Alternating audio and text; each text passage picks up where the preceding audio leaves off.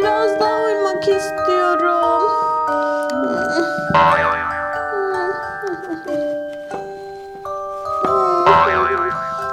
Çilli sen misin? Tospişmiş. Günaydın Tospişim. Nasılsın bu sabah? Çok güzel bir gün olsun. Ay Tospiş, nereye götürüyorsun?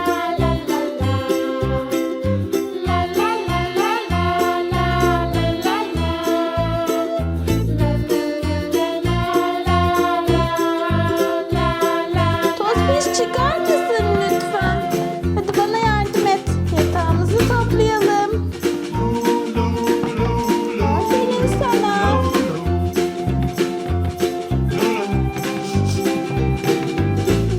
Benim aldığım kokuyu sen de alıyor musun Tospiş?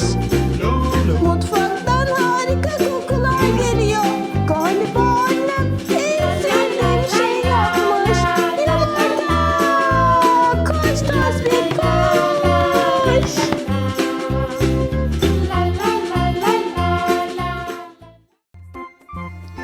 Bak Tospiş, senin için bir mısır. Benim için de harika bir yumurta yapmış annem. Burada da bir dilim pizza ve harika bir ekmek var. Hadi yumurtayı yemeye başlayalım. Bir saniye, yumurta hareket mi etti? İnanamıyorum, yumurta hareket ediyor. Yumurta, yumurta nereye gidiyorsun? İşte buldum seni yumurta. Buradaymışsın. Kaçma benden. Yakalayacağım seni. Kaçma. Yakaladım işte. Kaçma benden. Kaçma. Gel yumurta. Neden kaçıyorsun benden? Yakalayacağım seni. Gel. Ay. Gel. Gel. İşte bir kaçtıklar sanki ya. Ay.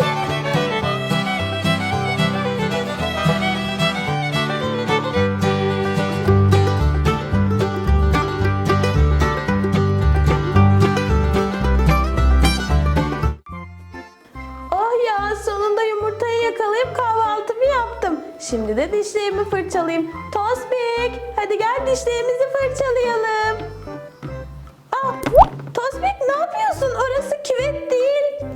Çıkar mısın lütfen? Hadi bana diş fırçamı ver.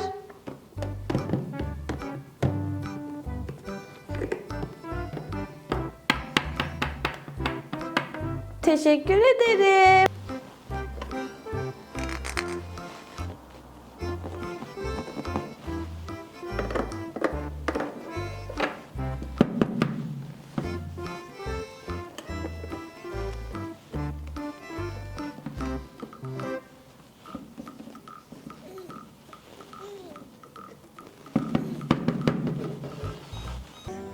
Dişlerimi de fırçaladım.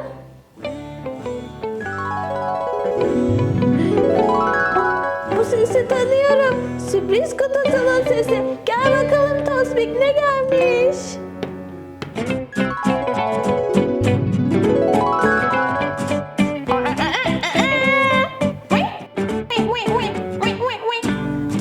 Tüylü, hoş geldin. Bize ne getirdin? Çok heyecanlı.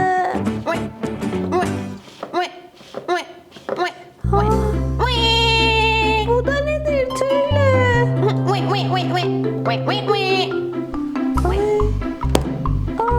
Gitti.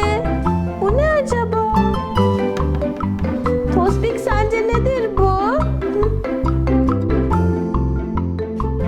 Tospik, bak üzerinde baloncuklar var. Hadi açalım. Çok merak ediyorum. Bu benim oyuncağımın küvetine benziyor ama değil. Bu da baloncuk oyuncağıma benziyor. Bu da ne böyle?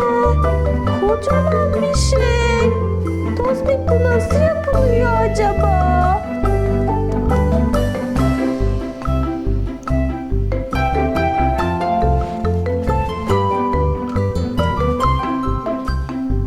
Bu alet nasıl çalışıyor acaba? Bir türlü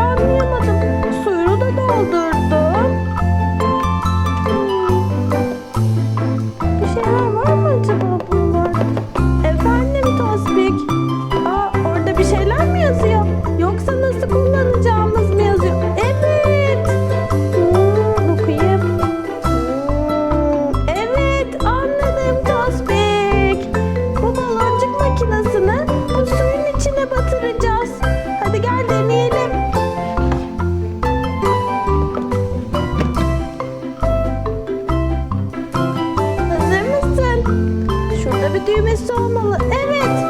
İşte basıyorum. Hazır ol.